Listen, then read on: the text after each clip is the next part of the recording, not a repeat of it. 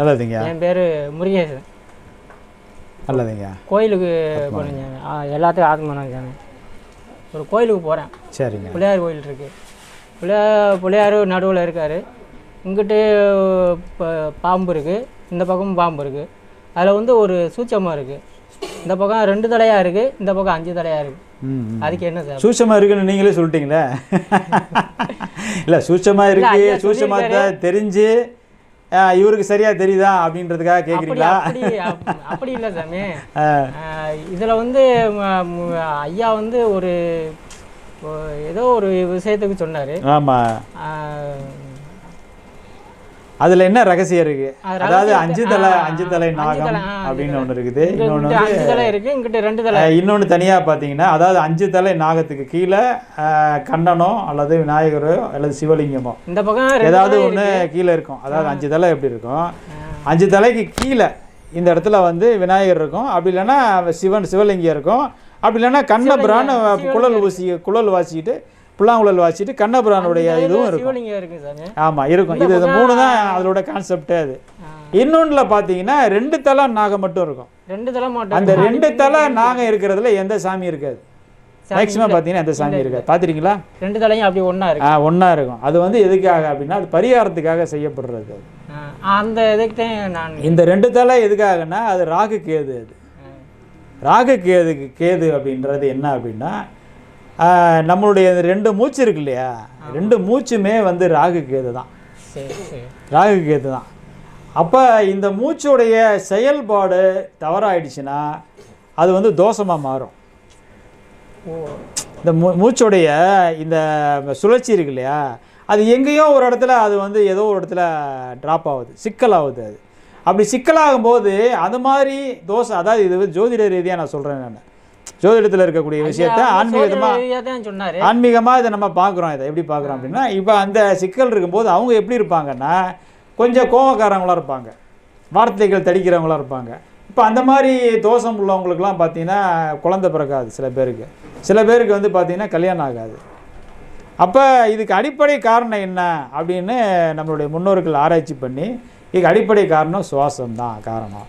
இப்போ அந்த சுவாசம் காரணம்னா, இவனை போய் நீங்கள் போய் ஒரு குருட்ட போய் நீங்கள் வந்து ஒரு உபதேசம் வாங்கி பிராணாயாமம் பண்ணுங்க அப்படின்னா பண்ண மாட்டான், செய்ய மாட்டான். அதை ஏன்னா அது பெரிய ப்ராசஸ். அவர் குருவை தேடி அவர் போய் அலைஞ்சி பிராணாயாமம் பண்ணி அது ஒரு 6 மாதம் 1 வருஷம் கழித்து தான் அந்த பிரச்சனை அவனுக்குள்ளே சரியாகும். ஆனால் இப்படி பண்ணுனா அந்த தோஷத்தை சரி பண்ணலாம்.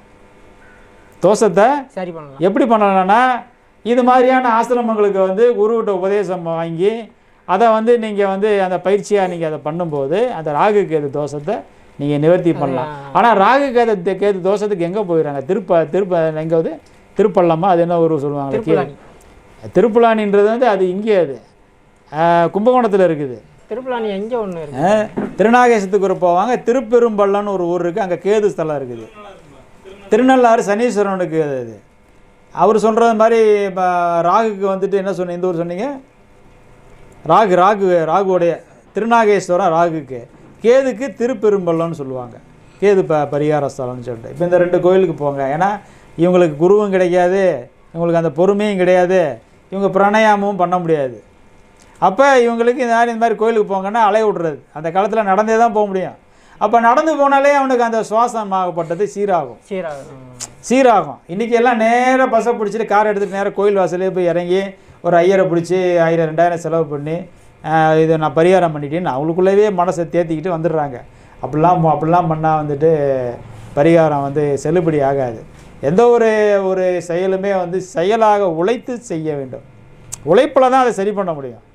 ஒரு நோய் வந்துடுச்சுன்னா அந்த நோய் உடனே ஒரு மாத்திரையை போட்டால் போகாது. ஒரு மாத்திரையை போகிற அலோபதி டாக்டரே கூட பார்த்தீங்கன்னா 3 நாளைக்கு மாத்திரை எழுதி கொடுப்பாரு.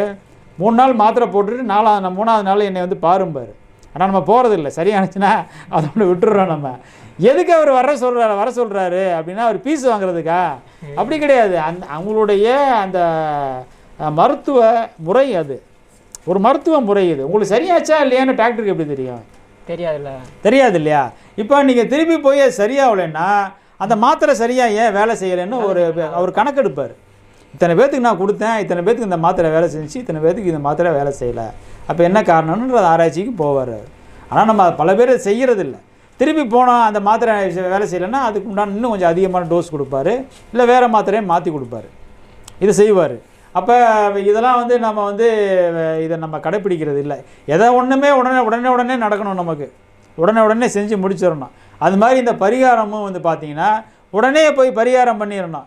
சரி, அப்படி பரிகாரம் பண்ணி இந்த மாதிரி பரிகாரம் பண்ணுறது ஒரு முறை. இந்த மாதிரி சிலை செஞ்சு கொண்டு போய் அரச மரத்தடியில் வச்சிடுறது, இது ஒரு பரிகார முறை. அது வந்து நம்ம ஐயா வந்து தோஷம்னு சொன்னார். நம்ம ஆன்மீகத்தில் வந்து இது இடகலை பெண்களைன்னு சொல்லி நம்ம எழுப்புறோம். அதுதாங்கய்யா, இடகலை பிங்களை தான் ராகு கேது.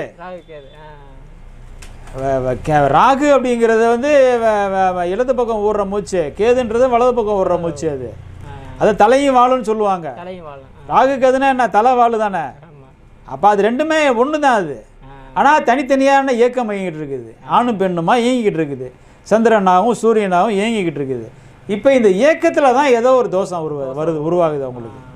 அப்படி தோஷம் உருவாகிறவங்களுக்கு கல்யாணம் நடக்காது, குழந்தை பிறக்காது. இந்த மாதிரி விஷயங்கள்லாம் ஜோதிடத்தில் சொல்லுவாங்க. அப்போ இதை போய் பரிகாரம் பண்ணிட்டு வான்னு சொல்லுவாங்க. அப்படி பரிகாரம் பண்ண முடியாதவங்க இந்த மாதிரியான கோயிலில் வந்து விநாயகர் கோயிலில் வந்து அந்த ராகு கேதுவை செஞ்சு, அது ராகு கேது தான், அதை செஞ்சு கொண்டு போய் வச்சு வழிபடுவாங்க. அப்போ தோஷம் போயிடுச்சுன்னு நம்புவாங்க. அது ஒரு இதே மாதிரி 5 தலை நாகம் அப்படின்றது அது ஒரு உயர்ந்த விஷயம். அதை டீட்டெயிலாக நம்ம சொல்ல முடியாது. ஏன்னா அதுக்குள்ளே பல ஆன்மீக விஷயங்கள் அதுக்குள்ளே அடங்கி இருக்குது. அதுக்குள்ளே ஆன்மீக விஷயங்கள் அடங்கிது. அதுதான் முழு ஆன்மீகமே. 5 தலை நாகம் இருக்க, 5 தலை நாகம், நாகத்துக்கு கீழே சிவலிங்கம், அப்படி இல்லைன்னா விநாயகர், அப்படி இல்லைன்னா கண்ண பரமாத்மாவுடைய அந்த புல்லாங்குழல் வாய்ச்ச மாதிரி கண்ண பரமாத்மாவுடைய ஒரு சிலை இருக்கும். இதுதான் ஆன்மீகத்தின் உச்சம். ஆன்மீகத்துடைய உச்சம் தன்னை அறிதல் அல்லது மோட்சம் அடைதல், முக்தி அடைதல், இதெல்லாமே அதுதான். இதை வந்து யோகத்துக்குள்ளே வந்தால் தான் சொல்லிக் கொடுக்க முடியாது, பகிரங்கப்படுத்த முடியாது. பகிரங்கப்படுத்தி சொல்கிற விஷயமும் கிடையாது, சொன்னாலும் புரியாது. அதனால் அந்த 5 தலை நாகம், அந்த கீழே வேங்குழல் வாசிக்கின்ற அந்த கண்ணன் ஏன் வேங்குழல் வாசிக்கிறாரு, ஏன் அவர் எப்பயுமே வாசிக்கினே இருப்பாரா?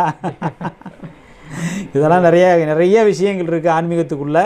இதை நீங்கள் ஆன்மீகத்துக்குள்ளே வந்து பாடங்கள் பண்ண இந்த விஷயங்கள்லாம் உயர்ந்த நிலைக்கு போகும்போது நீங்கள் நீங்களே பார்ப்பீங்க, நீங்களே அதை உணர்வீங்க. அப்படி உணர்ந்தால் தான் அது புரியும். வெறுமனே நம்ம வாயில் இதை சொன்னோம்னா இது வந்து காற்றோட போயிடும், இது புரியவும் புரியாது.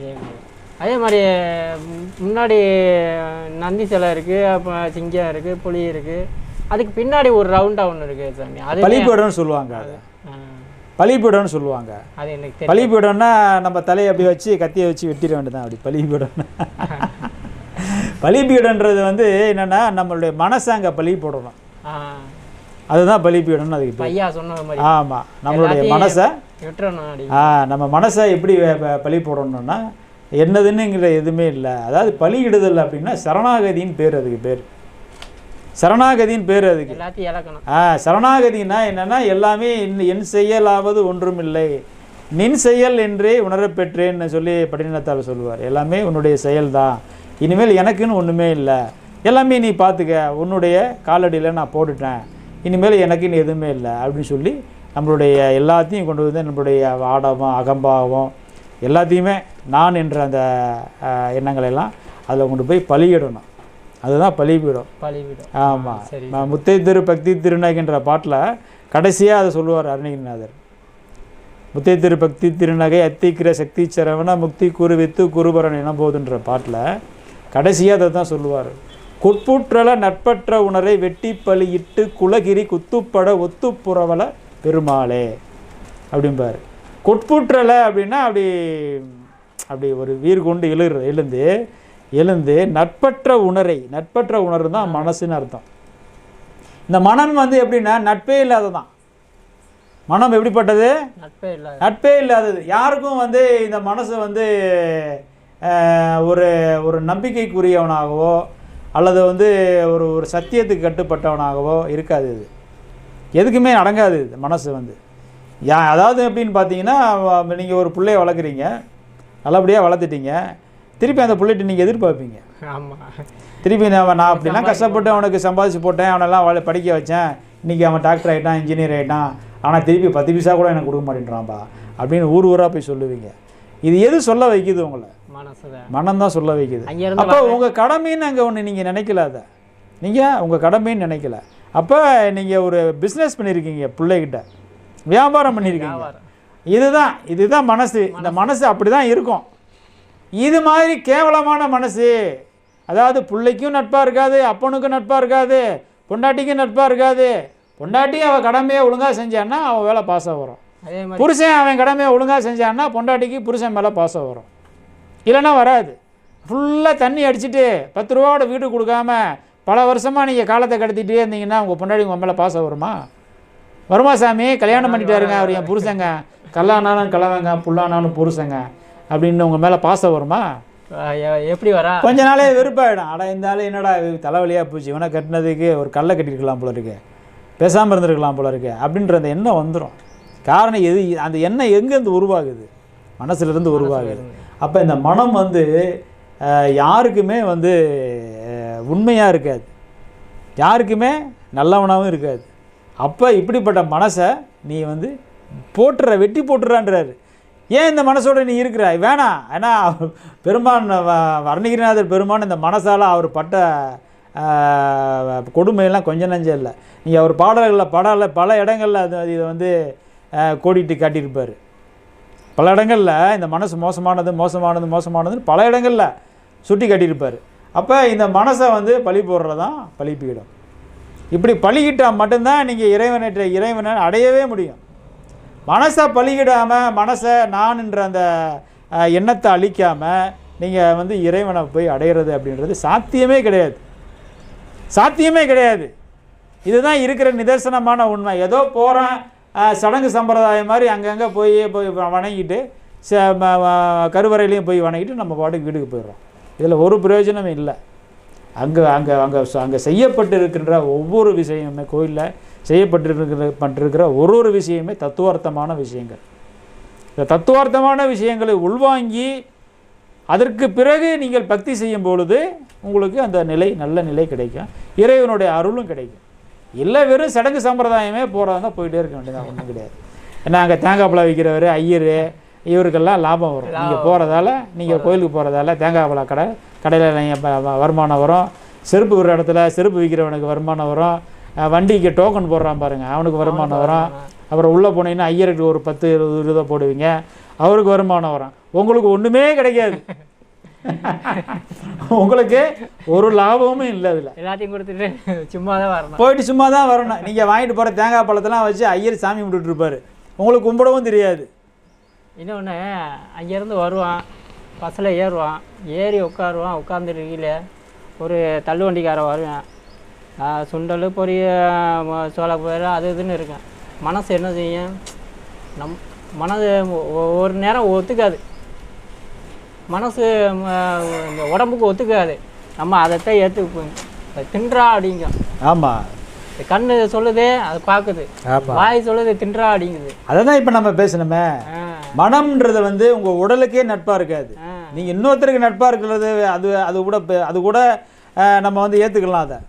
அது பொண்டாட்டிக்கு நட்பாக இருக்குது, பிள்ளைக்கு நட்பாக இருக்குது, நட்பாக இல்லாமல் இருக்கிறது, அதை கூட பரவாயில்ல. ஏன்னா அது மனம் வேறுபட்டு நிற்கிது. உங்களுக்குள்ளவே அது வேறுபட்டு நிற்கும். உங்களுக்கு எது உங்கள் உடம்புக்கு ஆகாதோ அதை தான் சாப்பிட்ணுங்க உங்கள் மனம். சக்கரை வியாதிக்காரனுக்கு சக்கரை சாப்பிட்டா சக்கரை ஏறிடுது, ஆனால் அவனுக்கு லட்டை பார்த்தா எச்சி ஊறிடுது. அவனுக்கு லட்டு சாப்பிடணும் போல் ரொம்ப ஆசையாக இருக்கும். மைசூர் பாக்குனா அவ்வளோ இஷ்டமாக சாப்பிடுவாங்க.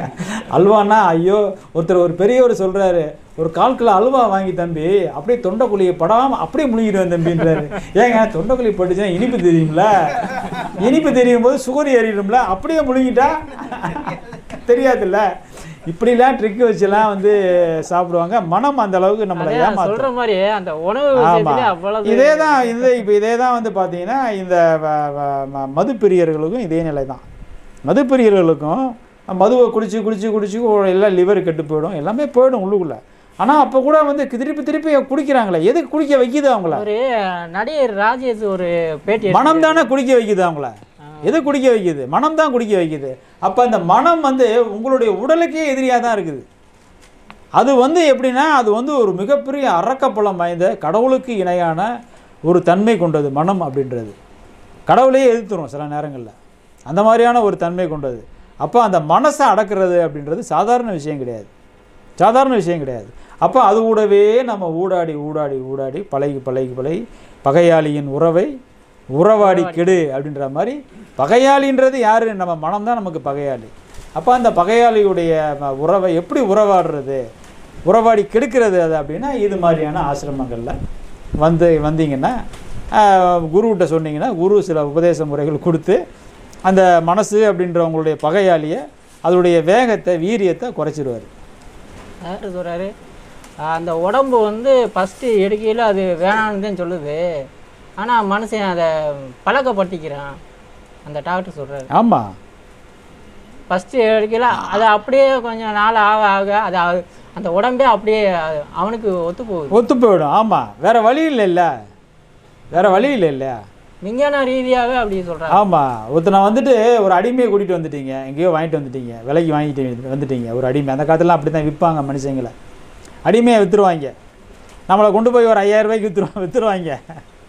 அப்போ விற்ற உடனே நம்ம போயிட்டு அவனுக்கு அவன் சரி அடிமையாக விற்றுட்டாங்க, நீங்கள் சொல்கிறதெல்லாம் கேட்குறேச்சம்மான்னா கேட்க மாட்டான். அவன் முதல்ல அப்படி முறப்பாக தான் தெரியுவான். அவனுக்கு சோறு கொடுக்க மாட்டான், ஃபஸ்ட்டு சரியாக சோறு கொடுக்க மாட்டான். அவனை அதிகமாக வேலை வாங்குவான், அவனை துன்புறுத்துவான். கடைசியில் அவன் என்ன ஆகிடுவான், சரி நமக்கு சோறு சாப்பிட்ணும், அதனால் இவன் சொல்கிறத நம்ம கேட்டு தான் ஆகணும், என்ன பண்ணுறதுன்னு அப்படின்னு அவன் அடங்கி போயிடுவாங்க. இதுதான் மனசுக்கும் உடம்புக்கும் நடக்குது. உடம்புக்கும் மனசுக்கும் இதுதான் நடக்குது. முதல்ல உடம்பு எதிர்க்குது. ஒரு விஷயத்தை நீங்கள் உள்ளே கொடுத்த உடனே அது எதிர்க்குது. அது அதிகமாக வந்து இப்போ ஸ்வீட் சாப்பிட்ட உடனே சர்க்கரை ஏறுதுல்ல, சர்க்கரை ஏறிடுதுல, சர்க்கரை வியாதிக்காரனே சர்க்கரை ஏறிடுது இல்லையா? அப்போ எதிர்க்குது தானே. அது எதிர்த்த உடனே நீங்கள் என்ன பண்ணணும், சர்க்கரை சாப்பிட்றத நிப்பாட்டணும். நீங்கள் என்ன பண்ணுறீங்க, உங்கள் மனசு கேட்குது சர்க்கரை சாப்பிட்ணும், இனிப்பு சாப்பிட்ணுன்னு கேட்குது. அப்போ கடைசியில் என்ன ஆகும், கடைசியில் அதுவும் இதுவும் ஒன்றாயிடும். ஒன்றாகி ஒரு நேரத்தில் மேலே கூட்டிகிட்டு போயிடாது. போதும்ப்பா, என்னால் இதுக்கு மேலாம் வேலை செய்ய முடியாது, ஒத்து போகிறது கிடையாது. அது ஒத்து போகிறது கிடையாது. அதுக்கு மேலே அது வேலை செய்யாது. உறுப்புகள், உடல் உறுப்புகள் வந்து ஒரு காலகட்டத்துக்கு அப்புறம் வேலை செய்யாது. திருப்பி நீங்கள் உங்கள் மனசு என்ன சொல்லுதோ அதையே செஞ்சுக்கிட்டு இருந்தீங்கன்னா வேலை செய்யாது. இப்போ வந்து பார்த்தீங்கன்னா அரிப்பு சம்மந்தப்பட்ட வியாதி உள்ளவங்களுக்கு கத்திரிக்காய், கருவாடு, மீன் இதெல்லாம் ரொம்ப பிடிக்கும். சாப்பிடக்கூடாது, சாப்பிட்றாங்க, சாப்பிடாம போகிறாங்க, அது நம்ம வேலை இல்லை, நம்ம சொல்கிறது. அவங்களுக்கு இதெல்லாம் பிடிக்கும். காரணம் என்னென்னா, உடம்புக்கு அது ஆகாது, ஆனால் மனசுக்கு அது பிடிக்கும். எது ஆகாதோ அதுதான் மனசுக்கு பிடிக்கும். இப்போ ஒரு 2 கடை இருக்கும், 2 கடையில் ஒரே பொருள் விற்பான். ஒரு கடையில் 10 பேர் நிற்பான், ஒரு கடையில் ஒருத்தன் கூட இருக்க மாட்டான். அந்த பொருள் வாங்க போகிறான், என்ன பார்ப்பான், அந்த 10 பேர் உள்ள கடையில் போய் வாங்குவான். அவனு போய் 11ஆவது நிற்பான். ஆனால் சும்மா இருக்க கடையில் போய் வாங்க மாட்டான். காரணம் என்ன, அவன் மனம் என்ன சொல்லுது, ஓ இந்த கடையில் கூட்டம் அதிகமாக இருக்குது, அப்போ இந்த கடையில் பொருள் நல்லா இருக்கும் போல, நல்லா இருக்கும், அதனால அந்த கடையில் கூட்டம் இருக்குது அப்படின்னு இவன் மனசு சொல்லும். உடனே அங்கே போய் நிற்பான். அதே பொருள் தான் அவனும் வச்சுருக்கான். அவனுக்கு நேரம் நல்லா இருக்கியா, அவனுக்கு நேரம் நல்லா இல்லை, அதனால அவன் உட்காந்துருக்கான். அவனுக்கு டைம் நல்லா இருக்குது. ஏன்னா அவன் கூட்டம் கூட கூட கூட குவாலிட்டி வந்து குறைய ஆரம்பிச்சான், அது தெரிய மாட்டேங்குது. இப்போ ஒரு ஹோட்டலில் கூட பார்த்தீங்கன்னா கூட்டம் அதிகமாக இருந்துச்சுன்னா அவ்வளோதான், குவாலிட்டி குறைஞ்சிரும். இப்போ நீங்கள் சொல்கிறது அது உண்மை, இதுதான் இருக்கிற உண்மை. ஆனால் நம்ம வந்து மனம் வந்து எப்படின்னா, எப்பயுமே வந்து பார்த்தீங்கன்னா இது மாதிரி விஷயங்களை தான் வந்து முன்னுரிமை கொடுக்கும். அதுக்கு எது பிடிச்சிருக்கோ அதுதான் உங்களை வந்து ரெப்பேர் பண்ணும். இதை செய் அதை செய்யின்னு சொல்லி அதை தான் சொல்லுவோம். ஆன்மா உங்களுக்குள்ள சில இன்ஸ்ட்ரக்ஷன் கொடுக்கும், ஆன்மா கொடுக்கும், இதை வேண்டாம் இதை செய்யாத அப்படின்னு. ஆனால் மனசு கேட்காது, மனசு அதுக்கு ஆசைப்படும். புரியுதுங்களா? ஆன்மா அப்படின்ற ஒரு விஷயம் பல பேருக்கு வந்து இருந்து உணர்வு ஏற்படுத்துது. இது செய்யாத, இது போகாத, இது பண்ணுன்னா உனக்கு பிரச்சனை வரும்னு சொல்லுது, இன்ஸ்ட்ரக்ஷன் கொடுக்கும் அது. ஆனால் அந்த இன்ஸ்ட்ரக்ஷனை வந்து புரிஞ்சுக்கிற ஆற்றல் மனசுக்கு உண்டு. ஆனால் அது என்ன செய்யும், அதுக்கு எதிர்த்து தான் அது வேலை செய்யும், செஞ்சு உங்களை நடுத்தரில் இழுத்து விட்டுரும். இதுதான் மனசோடைய வேலை. அதனால் இந்த மனசை வந்து நாம் வந்து நம்ம ரொம்ப சாதாரணமாக நினச்சிக்கிட்டு இருக்கிறோம். மனசை வந்துட்டு பிறந்ததுலேருந்தே நம்ம வந்து பார்த்திங்கன்னா கடைசி சாகிறது வரைக்கும் இந்த மனசுக்குன்னு நாம் எந்த ஒரு பயிற்சி முறையும் நம்ம கொடுக்குறதில்ல. இப்போ உடலுக்கு வந்து பயிற்சி கொடுக்குறோம், உடல் பயிற்சி கொடுக்குறோம், உடல் பயிற்சி கூடங்கள் அங்கே எங்கெங்கே அங்கே ஊரில் கிராமங்களில் கூட கிராமத்துக்குள்ளே கூட வந்துருச்சு உடல் பயிற்சி கூடங்கள். ஆனால் மனப்பயிற்சி கூடம் எங்கேயாவது இருக்கா? மனப்பயிற்சி கூடம் அப்படின்னாலே பயப்படுறான், ஆனால் மென்டலான்னு கேட்குறான். மனப்பயிற்சி கூடன்னு இருக்குது. இது மாதிரி ஆசிரமங்கள்லாம் மனப்பயிற்சி கூடம் தான். இது மாதிரி ஆசிரமங்கள்லாம் மனப்பயிற்சி கூடம் தான். அப்போ இது மாதிரியான ஆசிரமங்களில் வந்து தன்னுடைய மனசை வந்து சீர்படுத்தணும். நீங்கள் சீர்படுத்தலை அப்படின்னா அது வந்து இப்படி தான் முன்னுக்கு பின் முரணாகவே உங்களை ஒரு இடத்துல உங்களுடைய ஆசையில் மாட்டி விடும், ஒரு இடத்துல துன்பத்தில் மாட்டி விட்டுரும். இந்த துன்பத்துக்கும் பிரச்சனைக்கும் அடிப்படை காரணம் மனசு தான் காரணம். அப்போ இந்த மனசை சீர்படுத்துகிறது தான் இது மாதிரியான ஆன்மீக சென்டர்களுடைய வேலை. சொல்லுங்கய்யா.